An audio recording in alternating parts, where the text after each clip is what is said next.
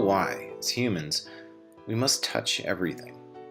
I can't help but imagine there's a part of us that wants to feel a part of the object, feel its history, relive its past, if not just for a brief moment, thinking about what could have been or embrace the mystery of what was. This is the sort of feeling you get when you touch an artifact of significant age, like an old hand plane or the ruins of a lost village. I think it's a sense of curiosity, human nature, that reflects in an object when we only know a piece of its history. This card has that kind of feeling of the past, times of the Industrial Revolution where hard work got little pay and men's sweat was exchanged for pocket change. Although just a card, it represents American hard work. And when I place my hand upon its rusty hardware and its broken boards, I can't help but think this cart was built for an important task. The first part of semi-restoring this cart to its glory days is deconstruction. It's really just dismantling the whole thing, starting with the top.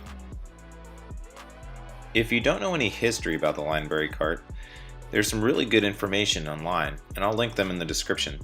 If I had to guess the age of this cart, I would say it's around 80 years old. The next step in the process is removing the hardware. There's a couple of long metal rods that have nuts on the end of them, and when I started to remove them with the impact wrench, they kind of just spun. So I ended up having to use a pair of vice grips to hold them in place as I removed the nuts. As a side note, I would lube up everything with some kind of break-free like PB Blaster or WD-40 a couple days in advance, as this will greatly help breaking free those tough ones.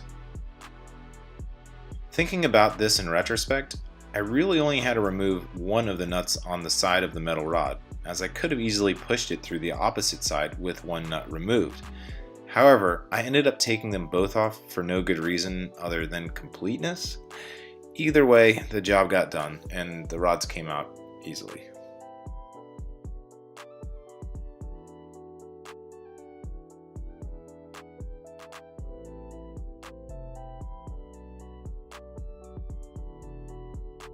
Next is removing the corner bracket nuts from the narrower side of the cart.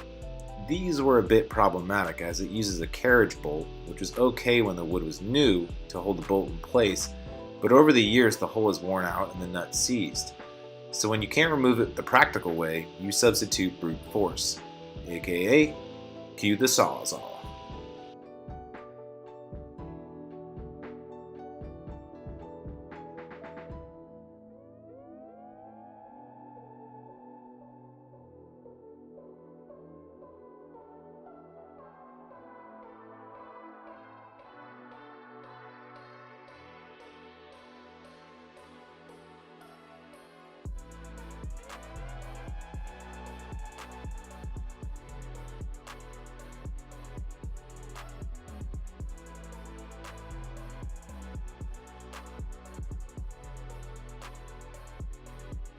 After I removed the first couple bolts with the sawzall, I thought maybe my impact wrench was just too aggressive and fast at removing the nuts.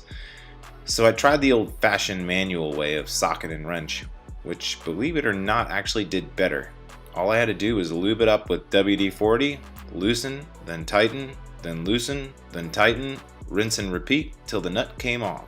I used the manual way for the remaining nuts as it proved better.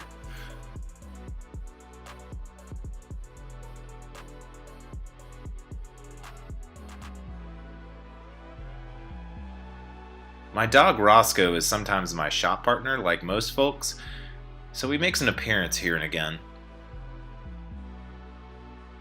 Here's another not so smart moment. After I removed the nuts for the main wheel bracket, I thought I would be able to just lift the frame right off of it. I couldn't see why it wouldn't come off. The reason? I just removed the nuts, not the bolts.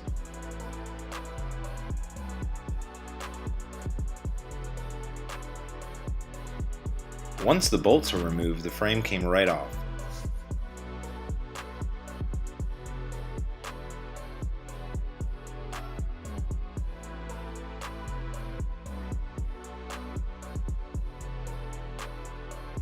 There were some nuts and bolts that I just couldn't get off during the previous step, so I thought I would have better access to them once the cart was in more pieces.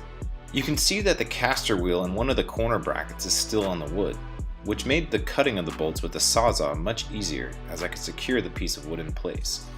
With the cart now fully dismantled, it's cleanup time and on to the next step, removing the rust, dirt, and grease from the old hardware.